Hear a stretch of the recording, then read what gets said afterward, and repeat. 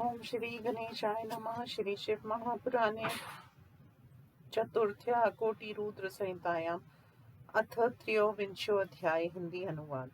ऋषियों ने कहा, हे सूत, हे प्रभु, यदि वाराणसी महापुरी इस प्रकार पवित्र है तो उसका और अविमुक्त का प्रभाव हमको सुनाइए।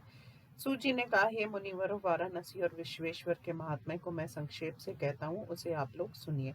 किसी समय देवी पार्वती ने अत्यंत आनंद से लोक कल्याण की भावना से काशी तथा अविमुक्त के महात्म्य को शिवजी से पूछा। पार्वती ने कहा, इस क्षेत्र के महात्म्य को आप पूर्ण रूप से कह सकते हैं, अंत मेरे ऊपर कृपा करके तथा लोक हित की दृष्टि से कहिए।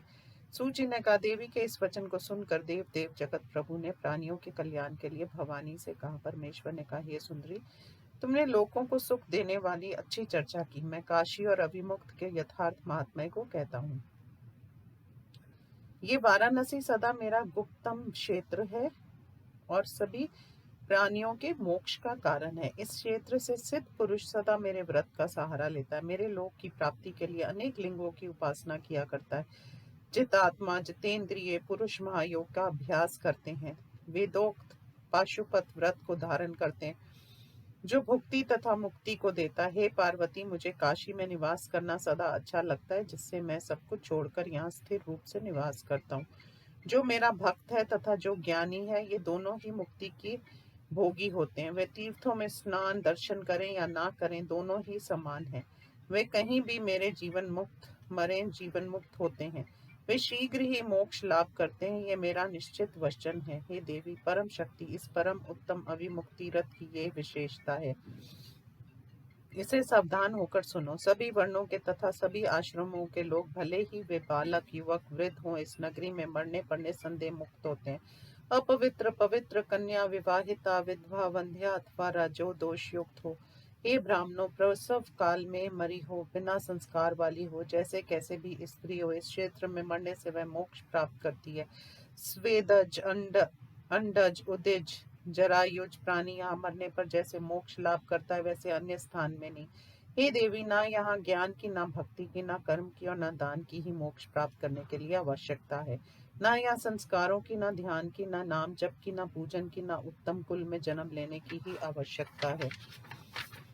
मेरे इस मोक्ष प्रद क्षेत्र में जो भी मनुष्य निवास करता है, वह जैसे भी मरा हो निश्चित ही मोक्ष प्राप्त करता है। हे प्रिया, मेरा ये दिव्य नगर गुप्त से गुप्त है। हे पार्वती, ब्रह्मा आदि देवता भी इसके महात्म्य को नहीं जानते। ये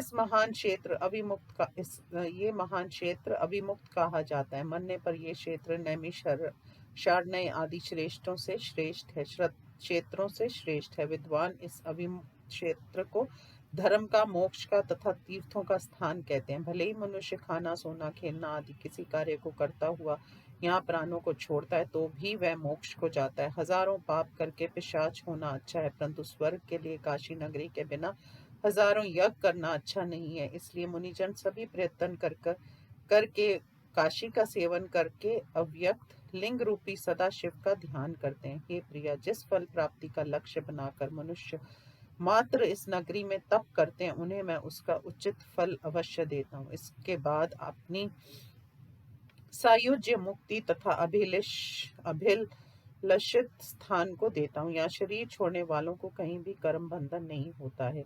ब्रह्मा विष्णु सूर्य देव ऋषि महात्मा तथा दूसरे लोग भी यहाँ मेरी उपासना करते हैं। विश्व में आसक्त मन वाला, जिसकी धर्म में रुचि नहीं है, वह भी इस क्षेत्र में मरता है तो वह पुनर्जन्म को नहीं पाता। फिर अभिमान रहित, धीर, सत्व गुण वाले, कपट रहित, पुण्य आत्मा, पाप कर्म ना करने वाले पुरुषों की क्या बात है।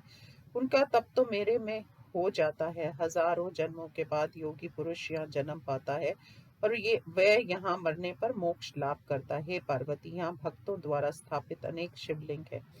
वे सभी इच्छा पूर्ण करने वाले तथा मोक्ष देने वाले हैं। ये क्षेत्र चारों दिशाओं में 5 कोश तक फैला हुआ है।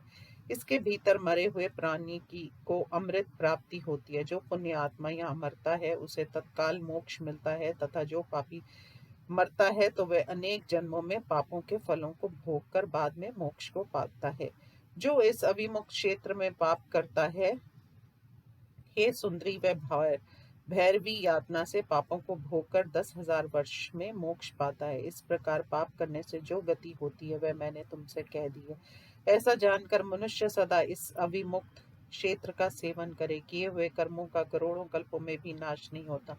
अंत शुभ एवं अशुभ जो भी कर्म किए हों उन्हें भोगना पड़ता है। अशुभ कर्मों से नरक और शुभ कर्मों से मनुष्यों को स्वर्ग की प्राप्ति होती है, ऐसा कहा गया है। हे पार्वती, जन्म भला बुरा कम ज्यादा जो भी हो, उन दोनों का क्षय हो जाने पर मुक्ति होती ही है। हे महेश्वरों, कर्म कांड में 3 प्रकार का कर्म कहा गया है। पूर्व संचित, प्रारंभ और क्रियमान। ये सभी बंधन कारक होते हैं। पूर्व जन्म में किए हुए कर्मों को संचित कहते हैं। जो शरीर द्वारा फल रूप में भोगे जाते हैं उन्हें प्रारब्ध कहते हैं। और इस जन्म द्वारा जो शुभ अथवा अशुभ कर्म इस समय किया जा रहा है उसे विद्वान लोग क्रियमान कहते हैं।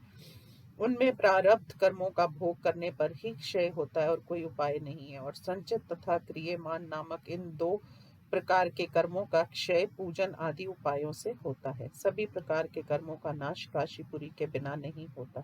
सब तीर्थ तो सुलभ हैं, काशीपुरी दुर्लभ है, अर्थात ये पुण्य आत्माओं को ही मिलती है। यदि पूर्व जन्म में आदर से काशी का दर्शन किया हो तभी काशी में मृत्यु हो पाती है, नहीं तो यहाँ मृत्यु होना असंभव है।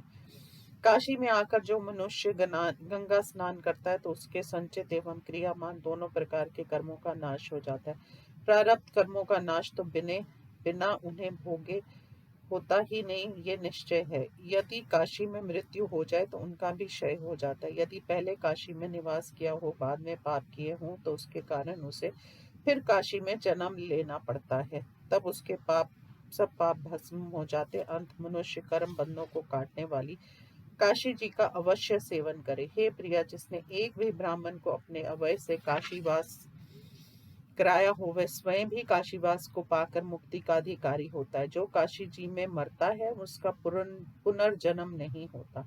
कामना तथा फल प्राप्ति की इच्छा से प्रयाग में मरे हुए पुरुष का भी पुनर्जन्म नहीं होता। यदि उन दोनों कामना तथा फल प्राप्ति का संयोग हो जाता है, काशी निवास का फल व्यर्थ हो जाता है। और यदि संयोग नहीं होता तो तीर्थराज का महात्म्य व्यर्थ है। इसलिए मेरी आज्ञा से साक्षात विष्णु भगवान ने नई सृष्टि की और निश्चित रूप से मन चाही सिद्धि को प्राप्त हुई।